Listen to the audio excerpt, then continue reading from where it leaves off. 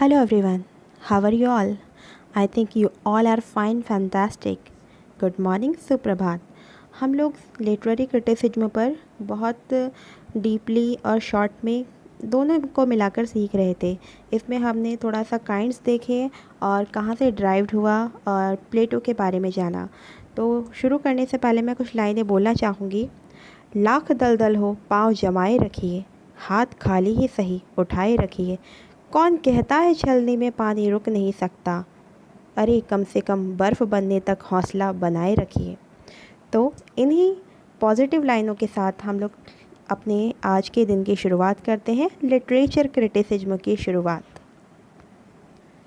John Dryden कहते थे Aristotle के बारे में कि वो फर्स्ट लिटरेरी क्रिटिक थे, क्योंकि पोइटिक्स इसमें एरिस्टोटल ने अपने गुरु के वर्क, जो उनके गुरु थे प्लेटो, उनके वर्क को, रिपब्लिक को, जिसमें पोइट्री और पोइट को बेकार बताया है, उसको डिफेंड करने के लिए बुक लिखी थी।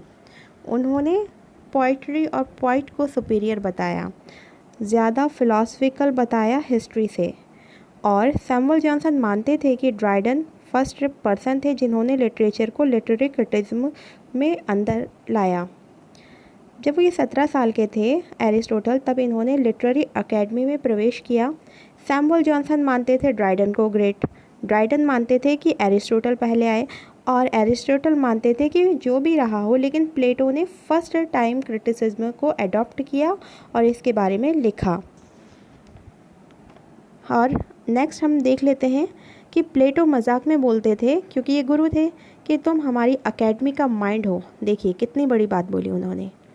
बट प्लेटो की डेथ के बाद उसे, मतलब एरिस्टोटल को, वहाँ की जो एकेडमी की जिम्मेदारी नहीं दी, इसलिए वे गुस्से में आकर वहाँ से चले गए। दैन अलेक्जेंडर द ग्रेट के टीचर बन गए। एथेंस आने पर उन्होंने अपनी ही एकेडमी खोल ली थी और he touched every subject critic to literature. तो उन्होंने क्रिटिक्स होते हुए भी लिटरेचर को बहुत अच्छी तरह से टच किया। पोइट्री, फिलॉसफी और हिस्ट्री दोनों से ग्रेट है वो कहते थे।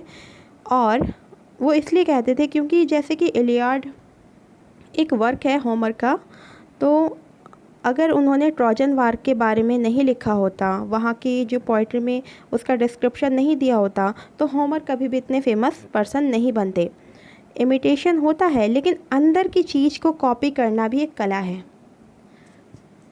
तब उन्होंने ये वाली चीज़ों को ध्यान में रखते हुए बहुत सारी चीज़ों का वर्णन किया, क्योंकि देखिए इतिहास, हिस्ट्री आपको बताती है कि क्या हो चुका है, लेकिन लिटरेचर की कितनी ख़ास इंपॉर्टेंस बातें हैं कि लिटरेचर क्या बताता है कि क्या क्या हो सकता है लाइफ में, या फिर क्या क्या पॉइंट के माइंड में हो सकता है, क्या क्या राइटिंग्स बुक्स में हो सकता है।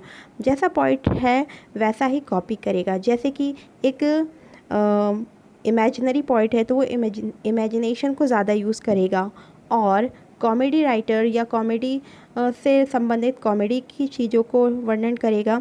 तो जो सटायर लिखेगा वो स्ट्रॉन्ग पॉइंट एलिजी लिखेगा। जैसे कि मैंने यहाँ लिखा है, सटायर जो लिखते हैं वो बाद में चलकर कॉमेडी हो जाती है, और जो एलिजी लिखते हैं वो बाद में चलकर ट्रेजेडी हो जाती है, वो भी अपर लेवल की। देन हम देख लेते हैं कि यहाँ पर ट्रेजेडी के कुछ पार्ट हैं, plot, character, thought, diction, song और स्पेक्टिकल। क्योंकि एरिस्टोटल ने कहा था कि tragedy is greater than comedy, और वो ट्रेजेडी को ही अपने पार्ट्स के अंतर्गत लाते हैं। सो यहाँ पर मैंने कुछ चीज़ें बताई हैं, और अब मैं थोड़ा सा इनको डिटेल में करना चाहूँगी पार्ट्स ऑफ ट्रेजेडी की। जैसे कि हम सभी जानते हैं कि ट्रेजेडी एक दुखांत नाटक होता है, तथा ट्रेजेडी को देखने से क्या होता है, मनुष्य रिफाइन हो जाता है, वो फिल्टर्स हो जाती हैं, उसके जो थॉट्स हैं, फीलिंग्स हैं। इसमें 3 चीज़ों का होना बहुत ज़रूरी है, यूनिट ऑफ टाइम, प्लेस और एक्शन।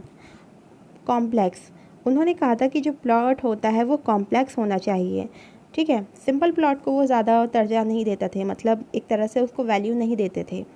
फिर उन्होंने कहा कि कैरेक्टर में गुडनेस दिखाई जानी चाहिए, और ट्रैजिक हीरो को वो बहुत ज़्यादा इम्पोर्टेंस देते थे, क्योंकि ये वाली सारी चीज़ें उसको आगे ले जाकर स्ट्रॉन्ग बनाती हैं और उसको एक बचकाना हरकत से बचाती हैं।